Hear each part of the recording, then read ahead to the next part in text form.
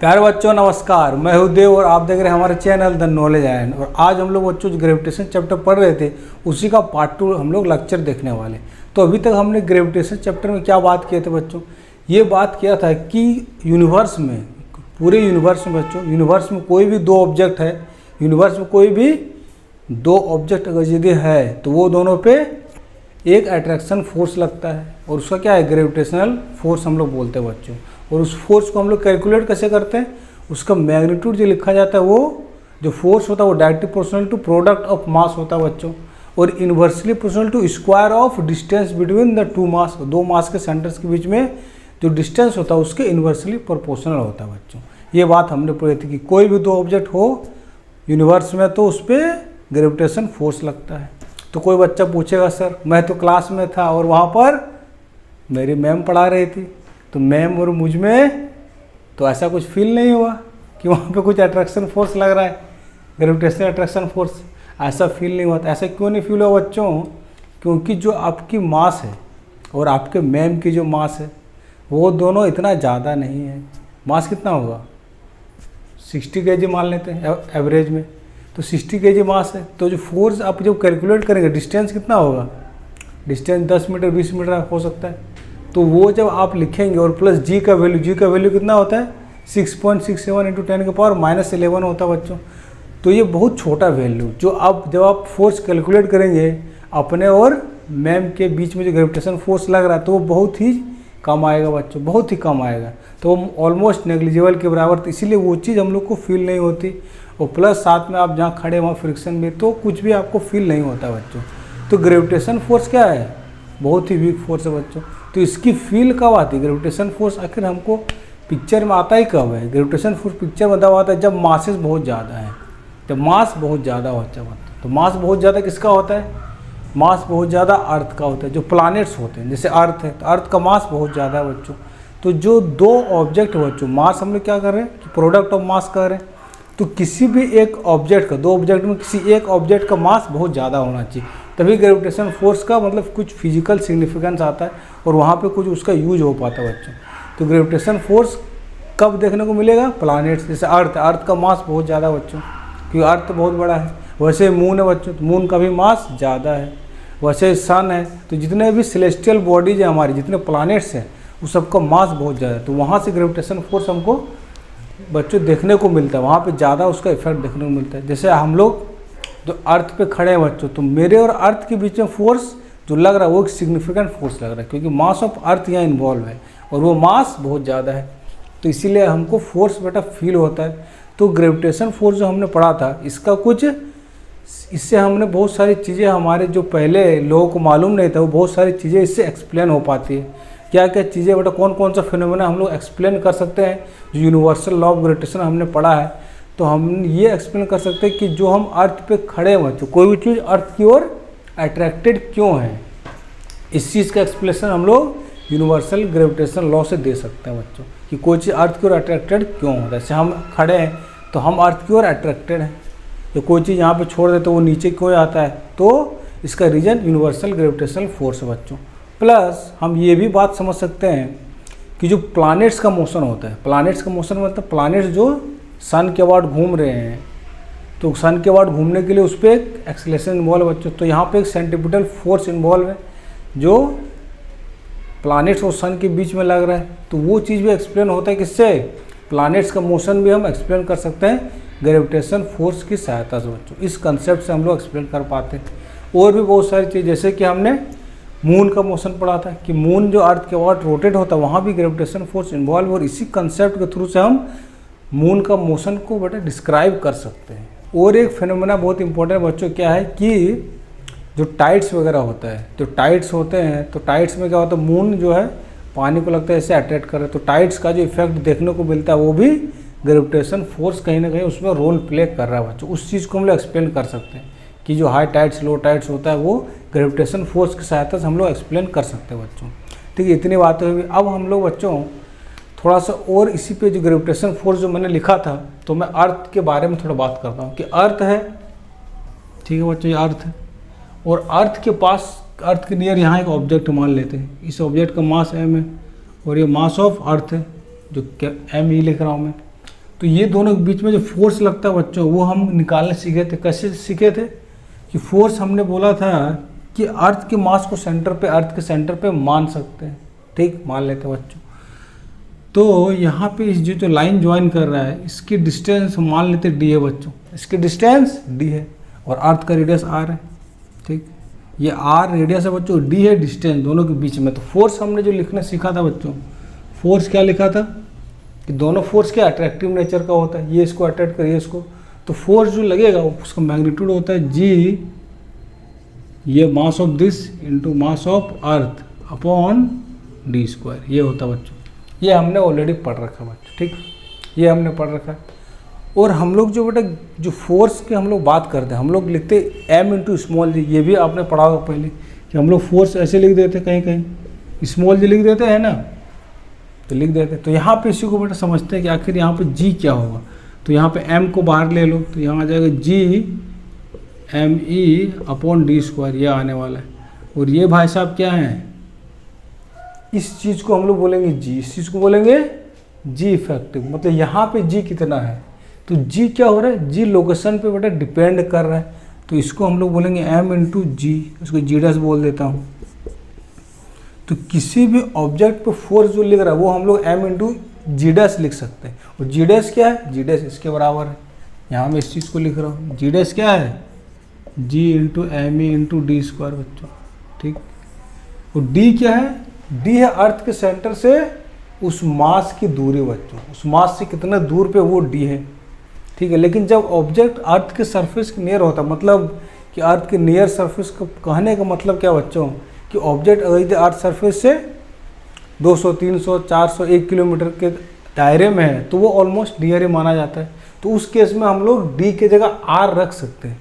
लेकिन जब ऑब्जेक्ट दूर में है, ऑब्जेक्ट जब दूर में, मान लो ऑब्जेक्ट यहाँ से कितना दूर पे है, ऑब्जेक्ट जो यहाँ से बच्चों अर्थ के सेंटर से अगर यदि डी की वैल्यू 2r ले लें, डी की वैल्यू मैं 2r ले लेता हूँ, तो यहाँ पे जी डैश की वैल्यू क्या आएगी, देखिए क्या होगा, जी एम ई अपॉन 2r का होल स्क्वायर, ये हो जाएगा जी एम ई 4r स्क्वायर। और ये वैल्यू हमने क्या बताया था बच्चों, G M E R square क्या है, ये तो जी जो सरफेस पे एक्सपीरियंस करते हैं, सरफेस पे एक्सपीरियंस करते हैं मतलब यहाँ पे, तो जी सरफेस पे कितना होता है बच्चों, सरफेस पे तो हमने पढ़ रखा है कि 9.8 मीटर पर सेकंड स्क्वायर होता है बच्चों, ये हमने बात ऑलरेडी समझा रखी, सरफेस पे ये होता है। तो इसका मतलब ये क्या है, जी सरफेस बाय 4, मतलब कि जी की वैल्यू क्या हो रही है, जी की वैल्यू बेटा घट रही है। तो जैसे जैसे हम दूर जाते हैं तो जी की वैल्यू कम हो जाती है बच्चों, ये बात आपको ध्यान रखना है कि अर्थ से जितना हम लोग दूर जाएंगे,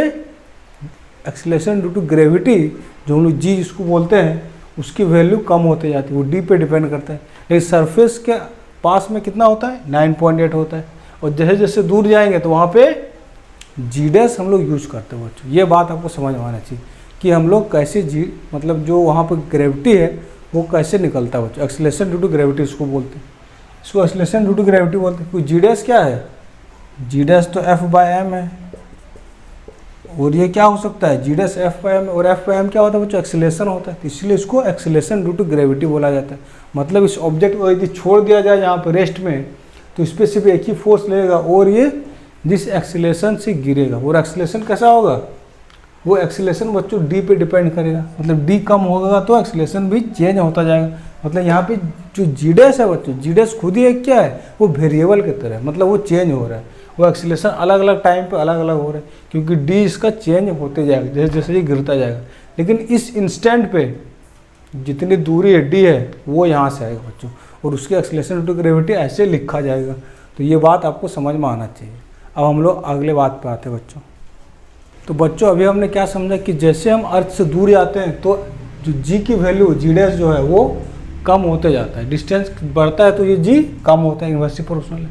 प्लस जो अर्थ है मेरा, अर्थ को हम लोग क्या मान रहे हैं, अर्थ को स्फीयर मान रहे हैं, लेकिन अर्थ क्या होता है, स्फीयर नहीं होता बच्चों। अर्थ कोई परफेक्ट स्फीयर नहीं है, तो ये परफेक्ट स्फीयर नहीं होता है।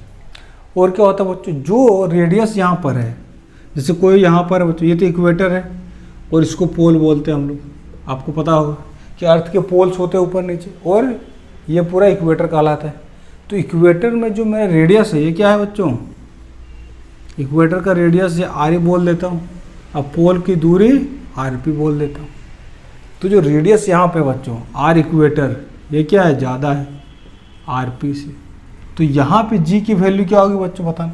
तो जी की वैल्यू हमने अभी सीखा बच्चों, जी क्या होता है, G into mass of earth into D square, और डी यहाँ पे क्या है, डी यहाँ पे आर ई बच्चों, तो जी इक्वेटर में लिख देता हूँ, यहाँ लिखूँगा आर ई स्क्वायर, और इसी तरह जी पी लिखेंगे तो G M E by R P square बच्चों। अब देखो यहाँ पे आर ई बच्चों ज़्यादा है, इसका मतलब जी इक्वेटर पे क्या होगा, जी इक्वेटर क्या होगा मेरा, बोले बच्चों, जी इक्वेटर क्या होगा, आर ई ज़्यादा है, इसका मतलब जी इक्वेटर मेरा कम होगा।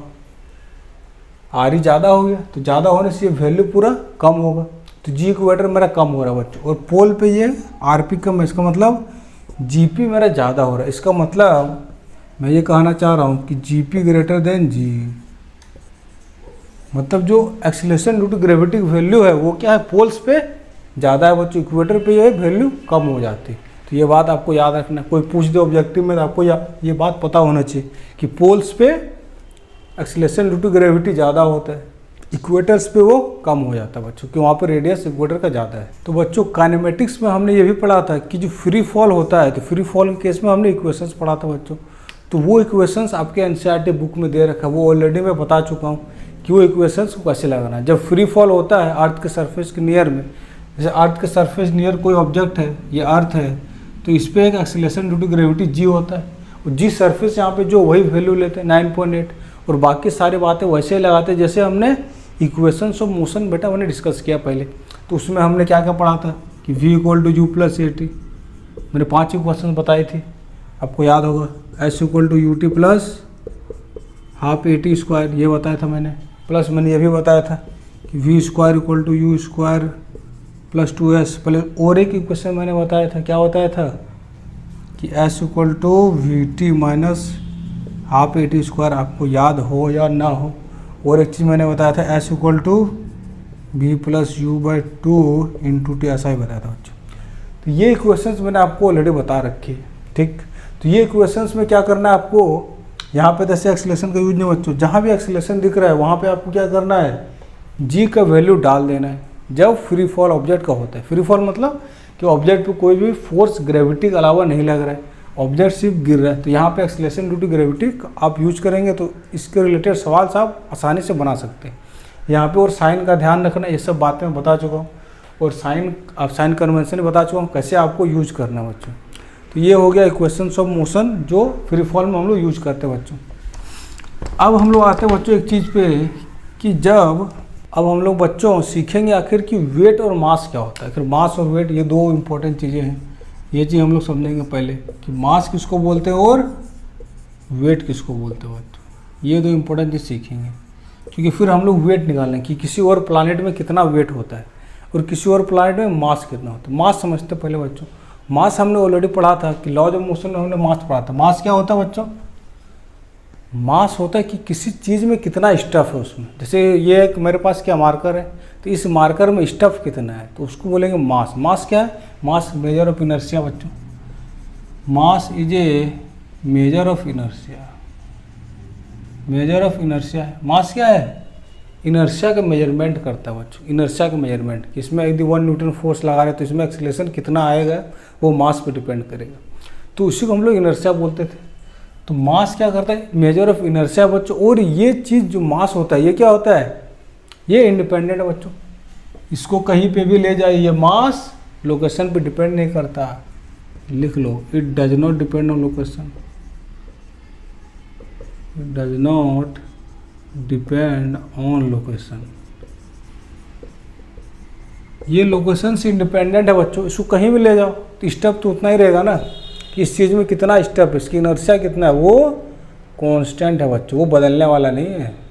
कि किसी चीज़ का मास कितना वो नहीं बदलेगा, चाहे ऑब्जेक्ट को आप मून में ले जाइए, चाहे ऑब्जेक्ट को आप मरकरी में ले जाइए, चाहे कोई भी प्लानट में ले जाओ, अर्थ में ले जाओ, क्लासरूम में ले जाओ, अर्थ में ही कहीं और ले जाओ, तो उसका मास बेटा चेंज नहीं होता। किसी भी चीज़ का मास फिक्स होता है, वो मास चेंज नहीं होता जब तक उसमें कोई स्टफ़ ऐड ना किया जाए, उससे स्टफ़ कुछ हटाया ना जाए, तो मास जो होता है वो सेम होता है। ये बात आपको याद रखनी होती है, ये बहुत ही इंपॉर्टेंट बात है कि मास चेंज नहीं होता, मास मेजर ऑफ इनर्शिया होता है और वो चेंज नहीं होता है। तो ये फिक्स टाइप की चीज़ है, ये मास तो चेंज नहीं होने वाला है। अब हम लोग समझते हैं इंपॉर्टेंट बात पे है कि आखिर वेट किसको बोलते हैं। तो वेट हम लोग तो नॉर्मल बोलचाल भाषा में वेट और मास एक ही मान लेते हैं, लेकिन वेट और मास एक नहीं होता बच्चों। वेट क्या है? वेट फोर्स का नाम है। वेट किसका नाम है? फोर्स का नाम है। और कौन सा फोर्स का नाम है? ग्रेविटेशन फोर्स का नाम है बच्चों। वेट किसको बोलते हैं? ग्रेविटेशनल फोर्स का नाम है बच्चों वेट। कि कितना कोई अट्रैक्ट कर रहा है उसको वेट बोलते हैं। तो हम लोग तो अर्थ में बच्चों, तो अर्थ में अर्थ कितना अट्रैक्ट किसी को कर रहा है, कितना फोर्स है, उसे वेट बोलते हैं। तो समझो बच्चों, जैसे कि अर्थ में मान लो एक ऑब्जेक्ट है यहाँ पर जिसका मास m है और वो अर्थ सरफेस पर रखा हुआ है, तो अर्थ इस पर फोर्स कितना लगा रहा है, ये हमने ऑलरेडी पढ़ रखा है। अर्थ कितना फोर्स लगा रहा है? Gravitation force. Force attractive in nature है, कितना लगाएगा ये भी बता चुका हूँ। Universal gravitation constant ji small m capital M mass of earth by, ये सरफेस पे है तो r हो गया रेडियस, तो r स्क्वायर ये होगा बच्चों। ये फोर्स लगा रहा है, तो ये फोर्स ही क्या है? यही वेट है, यही तो वेट है। इसका यदि वेट पूछा जाए इस मास का, तो इस मास का वेट क्या होगा? इस मास का वेट यही होगा। तो वेट बराबर यही हो जाएगा, ये होगा G m(r square into M. और इस चीज़ को हम लोग पढ़ रखे हैं, ये क्या होता है? G एट सरफेस बच्चों। तो सरफेस पे G कितना है वो ये बता रहा है, तो यही हो गया। तो इसको हम लोग mg लिख देते हैं। ठीक है बच्चों, ये हमने लिख दिया। ठीक, ये तो हो गया अर्थ के सरफेस पे कोई भी ऑब्जेक्ट, उसका हम लोग m इंटू जी लिख सकते हैं बच्चों, उसका वेट लिख सकते हैं। तो वेट किस पे डिपेंड कर रहा है? वेट फोर्स है। वेट डिपेंड करेगा कि मास किस कहाँ पर वेट पूछा गया है। वेट इस प्लानेट पे हम लोग अर्थ प्लानेट पे बच्चों, तो उसका मास भी है, प्लस कितने दूरी पे क्या रेडियस उस पर डिपेंड कर रहा है। तो वेट डिपेंड करता है बच्चों। वेट क्या है? डिपेंडेंट। वेट डिपेंड करेगा कहाँ पर वेट पूछा गया है। तो प्लानेट पर अर्थ पूछा गया। तो अगर यदि कोई ऑब्जेक्ट, मान लो यहाँ एक सेटेलाइट है, सेटेलाइट पे वेट कितना होगा पूछा गया, मान लो, बताओ बच्चों। कोई ऑब्जेक्ट यदि दूर में है, मान लो इस ये d दूरी पे है, ठीक, सेटेलाइट छोड़ो, ऑब्जेक्ट यहाँ पे अर्थ के सेंटर से d दूरी पे, तो यहाँ पे मास m रखा हुआ है, तो इस पर इसका वेट कितना हो यहाँ पे। तो इसका वेट बच्चों हम लोग इस फोर्स से बताएंगे। फोर्स कैसे लिखेंगे? फोर्स लिखेंगे हम लोग m of earth into D square. तो ये आएगा वेट बच्चों। तो वेट क्या होगा? m D square. तो इसको बोलते हैं फोर्स। तो ये है वेट, तो यही वेट कहलाएगा बच्चों। तो मास जो वेट है, वेट डिस्टेंस पे डिपेंड कर रहा है, तो वेट लोकेशन पे डिपेंड करता है, कहाँ पे कोई चीज़ रखा हुआ उस पर डिपेंड करेगा उसकी वेट कितनी बच्चों। तो ये बात आपको याद रखना है कि वेट डिपेंड करेगा। ठीक, वेट डिपेंड करता है। अब हम लोग पढ़ेंगे आखिर वेट कोई चीज़ का मून पे कितना वेट होगा। कि ऑब्जेक्ट को मून से मून में चले गए, अब मून में हम पूछ रहे हैं कि आखिर उसका वेट कितना है। तो इस चीज़ को हम लोग अभी समझेंगे बच्चों। तो आइए बच्चों, हम लोग समझते हैं कि मून पे वेट कितना होगा। तो मून पे समझते हैं, ये मान लो मून है, तो ये मास ऑफ स्मॉल m लिख दे बच्चों, मास ऑफ मून है ये। और यहाँ पे एक ऑब्जेक्ट है जिसका मास m ही है। तो वेट क्या है? वेट तो फोर्स है बच्चों। तो वेट फोर्स होगा, तो वेट ऑन मून लिख रहा हूँ मैं। मून पे वेट कितना हो? तो मून पे वेट कितना हो? जितना इस पर फोर्स लग रहा है, ग्रेविटेशन फोर्स कितना लग रहा है? जी तो वही बच्चा, G constant, small m mass of moon by, ये क्या होगा? मून को स्क्वायर मान लो और रेडियस ऑफ मून यहाँ लिख देते हैं, तो रेडियस ऑफ मून बच्चों का स्क्वायर ये होगा। तो ये होता है वेट कहाँ पे? मून पे ये वेट होगा बच्चों। अब इसी चीज़ का हम लोग वेट ऑन अर्थ लिखते हैं। अर्थ पे वेट कितना होगा बच्चों बताना। अर्थ पे वेट कैसे निकलेगा सर? अर्थ पे जी लिखेंगे, एम ही लिखेंगे, मास ऑफ अर्थ लिखेंगे और रेडियस ऑफ अर्थ का स्क्वायर बच्चों। अब मैं रेशियो लेने वाला, क्या करूँगा? Ratio W earth by W moon, बताना क्या होगा, बताओ बच्चों क्या होगा। तो डब्लू अर्थ यहाँ पे क्या है? जी एम ही। तो जी एम दोनों में कॉमन है बच्चों, देख रहे हो, जी एम यहाँ भी है, जी एम यहाँ भी है, तो जी एम तो कटने वाला है, जी एम कट जाएगा। तो वेट और अर्थ जो होगा ये क्या होगा? यहाँ M E upon R E square, by M moon upon R moon का स्क्वायर। तो यहाँ आ जाएगा M E upon M moon, यहाँ R moon square upon R E square. तो बच्चों हम लोग अब क्या करें, यहाँ पे मास ऑफ अर्थ आपको डेटा पता ही है, आप देख लेना गूगल पे मास ऑफ अर्थ कितना होता है, यहाँ पे डाल दो। मास ऑफ मून कितना, ये भी आपको पता होगा, ये आप डेटा देख सकते हो गूगल में, ये बुक में दे रखा है आपको। रेडियस ऑफ मून डाल देंगे, रेडियस ऑफ अर्थ तो 6400 किलोमीटर होता है। तो जब सारे वैल्यू आप डाल देंगे तो ये नियरली कितना आता है बच्चों, ये नियरली आ जाता है 6:1। तो ये रेशियो, और ये weight of earth by weight of जो मून निकलता है वो क्या होता है, वो किस ऑब्जेक्ट का निकल रहा है उससे इंडिपेंडेंट आता है बच्चों, उससे इंडिपेंडेंट आ रहा है, क्योंकि सारा वो तो मास कटे गया। तो ये सिर्फ डिपेंड कर रहा है कितना, ये ऑलमोस्ट 6:1 के बराबर आ रहा है। तो इसका मतलब कि वेट मून पे कितना होगा, यहाँ से मैं लिख सकता हूँ, वेट मून पे मैं निकाल सकता हूँ, एक फॉर्मूला आ गया, कितना होगा, वेट ऑन अर्थ बाय 6 बच्चों। यहाँ से मैं लिख रहा हूँ, देखो तो वेट ऑन मून क्या होता है 1/6 टाइम, मतलब कि मून पे आपका वेट 1/6 टाइम्स घट जाएगा। मतलब यहाँ पर यदि वेट किसी का 6 न्यूटन आ रहा है तो मून पे कितना आएगा 1 न्यूटन आएगा बच्चों। यहाँ पे वेट 6 न्यूटन आ रहा है तो वहाँ पर 1 न्यूटन आने वाला है, ये बात समझो। तो वहाँ पे वेट कम क्यों आ रहा है, क्योंकि वहाँ पे मून का मास ही कम है बच्चों, उसका मास कम है, तो मास कम होने से उस पर फोर्स ही कम लग रहा है, ऐसा आप समझ सकते हैं। और कितना कम होता है, वो 1/6 टाइम्स कम होता है। तो आई होप बच्चों आपको ये बात समझ में आए कि आखिर मून पे वेट कितना होता है। तो ये बात आपको याद रखना है कि मून पे वेट 1/6 टाइम्स हो जाता है बच्चों, ठीक। अब मून पे यदि मैं पूछूँ कि मून पे आखिर जी कितना होगा, तो एक सवाल और कर लेते बच्चों, जी ऑफ मून, मून पे जी कितना होगा बच्चों। तो किसी भी प्लानिट पे जी हम लोग कैसे निकालते हैं, जी लिखेंगे, मास ऑफ मून लिख देंगे बाय आर मून, ये सरफेस पे लिख देते हो। तो जी मून मतलब कि मून के सरफेस पे बात कर रहा हूँ मैं, मून के सरफेस पे जी का वैल्यू कितना होगा। तो एक्सीलरेशन ड्यू टू ग्रेविटी हम लोग बोल रहे हैं, तो acceleration due to gravity moon पे कितना होगा, तो ये G M moon by R M square होगा। तो यहाँ पे जो इसका वैल्यू जो आएगा बच्चों, ये क्या होगा, ये भी 1/6 टाइम होगा, तभी तो यहाँ पे 1/6 हो रहा है, क्योंकि बाकी चीज़ तो सेम है। यही चीज़ अगर जब यहाँ पे जी डाल दोगे, एम डालोगे और आर एम डाल दोगे, जी का वैल्यू पता है, मास ऑफ मून पता है, रेडियस ऑफ मून पता है, जब सारा वैल्यू आप डालेंगे तो आपको क्या मिलेगा 9.8 डिवाइडेड बाई 6 ऐसा कुछ आएगा बच्चों। तो ये जी जो अर्थ पे होता है उसका 1/6 टाइम होगा बच्चों। तो वहाँ पे एक्सीलरेशन ड्यू टू ग्रेविटी भी कम हो जाता है बच्चों। तो ये बात आपको ध्यान आएगा बच्चों, और वीडियो पसंद आएगा बच्चों। तो ग्रेविटेशन चैप्टर मैंने ऑलमोस्ट बच्चों कंप्लीट कर दिया है जो आपके सिलेबस में है। तो हम लोग अगले वीडियो में बच्चों आएंगे। आज के लिए इतना ही, टाटा बाय बाय।